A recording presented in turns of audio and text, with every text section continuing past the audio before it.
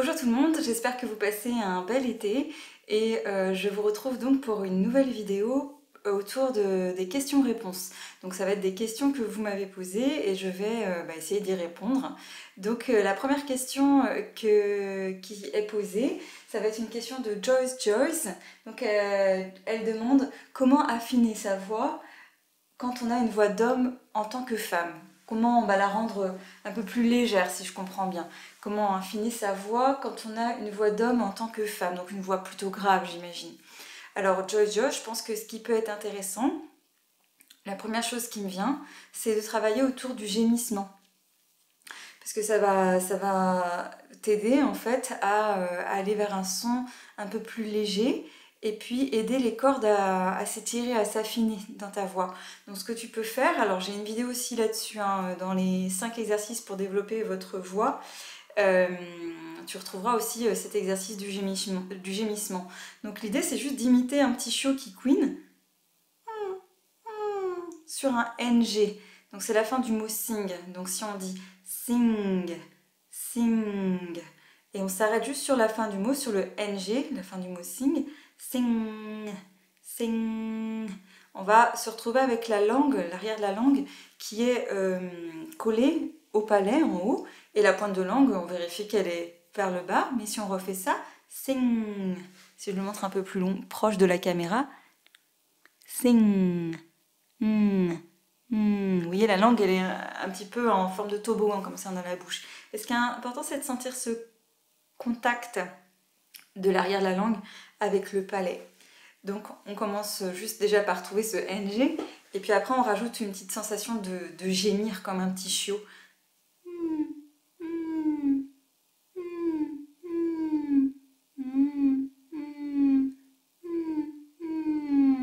Donc, si tu as une voix très grave, en tant que femme, tu peux déjà commencer peut-être sur des hauteurs un petit peu plus graves que moi. Moi, c'est vrai que j'ai un timbre de voix qui est quand même assez haut.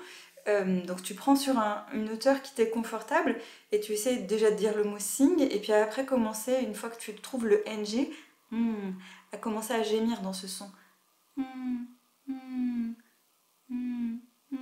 Voilà, comme un petit gémissement, un petit couinement. Puis après, tu peux essayer de te déplacer dans ta voix, monter un petit peu. Là, on n'est pas vraiment sur des notes, hein. D'abord, on commence à peu près à la hauteur de notre voix parlée pour trouver le son. Puis après, on explore un petit peu, tu peux explorer. Et puis après, ce que tu peux essayer de faire, c'est pourquoi pas prendre une petite gamme simple et... Puis gémir dans le son en même temps.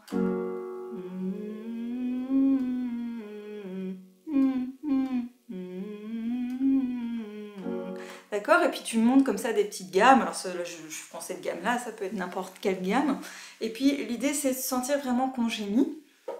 Attention aussi quand tu fais ce son, de ne pas laisser la langue se décoller du palais. On ne veut pas entendre avec la langue qui se décolle comme ça. D'accord? Donc on va vraiment garder la langue en contact. Donc l'important c'est l'idée de gémir dans le son. Et après, tu peux, pourquoi pas, essayer en fait une chanson où justement tu as envie d'affiner ta voix, la rendre un peu plus féminine, si je comprends bien. Tu peux essayer de prendre une phrase d'une chanson que tu connais où tu trouves justement que ça fait trop, peut-être grave, trop homme, et remplacer une des phrases de ta chanson par le NG. Donc, par exemple, si je prends... alors c'est le truc qui me vient parce que j'avais rien préparé avant, mais c'était I'm singing in the rain. Par exemple, tu remplaces en fait singing in the rain par juste NG. Alors c'est vrai que c'est pas la phrase la plus facile qui me vient parce qu'il y a un grand écart au début. Peut-être que ça serait mieux de prendre quelque chose avec des notes moins écartées pour commencer, donc avec des mélodies un petit peu plus avec des notes conjointes, hein, qui sont pas toutes hyper loin les unes des autres, et de gémir dans le son.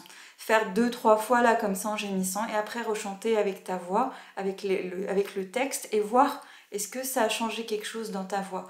Donc Joyce ou peut-être d'autres personnes ou d'autres femmes comme ça qui trouvent qu'ils ont un timbre de voix un peu trop homme, vous pouvez essayer cet exercice et me dire dans les commentaires une fois que vous avez essayé, quand même une dizaine de minutes quand même, peut-être plusieurs jours à la suite pour voir ce que ça fait. Dites-moi dans les commentaires si ça vous aide. Est-ce que ça change? Est-ce que ça rend la voix plus fine ou pas? Et voilà, et si vous avez d'autres questions, vous n'hésitez pas à les mettre aussi. Alors, une deuxième question qui est posée, c'est une question de Claire. Donc Claire demande quelques pistes pour arriver à bien caler son chant sur la mesure. Par exemple, lorsqu'il faut partir sur la levée ou sur un temps faible, ou encore comment arriver à jouer avec le rythme, laisser traîner certaines syllabes, encore en accélérer d'autres, pour obtenir un groove inspiré. Donc ça c'est une grande question, je vais la relire. Hein. Quelques pistes pour arriver à bien caler son chant sur la mesure, par exemple lorsqu'il faut partir sur la levée ou sur un temps faible. Ok, donc ça c'est plus une question, pas de technique vocale hein, du coup, mais plus une question de développer le sens du rythme en fait. Donc bah, la première chose qui est importante, c'est déjà est-ce qu'on est capable de taper la pulsation pendant qu'on chante. Donc par exemple, si je prends Summertime, une valeur sûre. Donc, Summertime, ok. Donc si déjà taper la pulsation, Summertime and the living is easy. Voilà, donc déjà la première chose c'est de s'assurer, est-ce qu'on est capable de bien taper la pulsation pendant qu'on est en train de chanter. C'est une chose basique, hein, mais c'est vrai que tout le monde n'y arrive pas. Hein, donc du coup, c'est un truc comme qu'il faut chercher à développer. Et même quand on y arrive, on peut aller plus loin. Donc c'est ça, si c'est facile pour toi, Claire, tu peux mettre un métronome à la vitesse à peu près de ta chanson et taper en même temps que le métronome et essayer de sentir que tu es vraiment dans ce qu'on appelle le fond du temps. C'est-à-dire que du coup, si tu n'entends plus le métronome, c'est globalement, tu es vraiment bien calé. Si tu commences à l'entendre, peut-être soit tu es en train d'accélérer, soit tu es en train de ralentir. Donc ce serait la première chose. Une fois que tu arrives à faire ça, eh bien tu peux essayer de ne garder que les deuxième et quatrième temps. 1, 2, 3, 4, 1, 2, 3, 4, 1. Summertime and the living is easy. Donc si c'est du jazz ou n'importe quelle musique qui groove, si on n'est pas capable de taper sur les 2 et 4, bah, ça va sûrement moins groover. D'accord? Donc si tu peux taper en même temps les 2 et 4, ça va t'aider à placer ta mélodie d'une façon différente que si tu tapes tous les temps. Mais la première chose, c'est de taper tous les temps, après taper les 2 et 4. Si c'est difficile, ça veut dire que c'est ça qu'il faut régler, je pense, pour que ça groove plus. Et puis après, si tu veux effectivement partir en levée ou sur un temps faible, donc imaginons en levée ou sur un temps faible, c'est un peu la même chose en fait. Hein. Et ben il faut t'entraîner en fait. Hein. Il faut t'entraîner à répéter la phrase où tu veux partir en levée peut-être plusieurs fois si c'est difficile. Donc là, pour l'instant, ma phrase, elle commençait sur le temps. Donc si je reprends tous mes temps, toutes mes pulsations, ça fait ça. Summertime. Donc ça part sur des temps. Donc si je me dis, ok, je veux partir en levée, 1, Summertime. Donc là, je pars après le troisième temps. 1, 2, 3, Summertime. Il faudrait répéter le processus plusieurs fois. Et une fois que tu as le petit bout comme ça bien en place, tu essayes ta phrase entière. Donc bien sûr, voilà, faut se décider avant. Qu'est-ce que je veux faire? Est-ce que je veux faire un départ enlevé? Est-ce que je veux faire un départ sur le temps? Est-ce que je veux laisser certaines syllabes traîner? Il faut faire un choix en fait, et après il faut s'entraîner à répéter la phrase plusieurs fois pour que ça devienne facile et automatique. Et bien sûr, après, il y a aussi des exercices qu'on peut faire hein, en mettant un métronome, ou plus rigolo qu'un métronome, ça peut être une petite batterie, quelque chose qui bat le rythme, voilà, qui est plus sympa à écouter qu'un bip, bip, bip. On met cette batterie-là, et puis on s'entraîne à faire juste des syncopes, pardon. Donc par exemple, 1, 2, 3, 4, 1, pas, pas, pas, pas, 1, 2, 3, 4, 1, pas, un pas. Ok, là je fais une syncope après le premier temps. Donc après tu peux t'entraîner à faire après le deuxième temps. 1, 2, 3, 4, 1, 2, part. Part.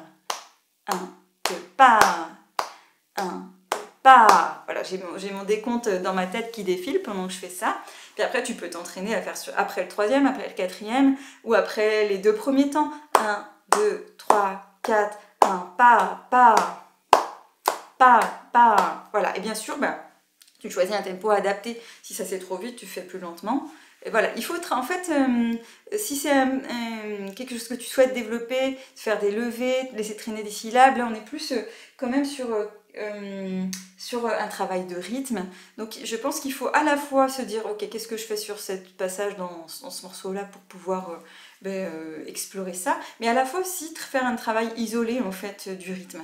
En choisissant, là j'ai mis un pas pour faire un accent aussi, mais en choisissant peut-être une syllabe aussi qui va faire ressortir le rythme qu'on veut mettre. Et on va travailler ça, je sais pas, une séance de 10 minutes tous les jours. Si c'est pas facile les 5 ans pour toi, tu fais ça. Et puis au lieu d'une onomatopée, ça peut être aussi une parole. 1, 2, ça. 1, 2, ça. 1, 2, 3, ça. Ça part après le 3 plutôt. 1, 2, 3, ça.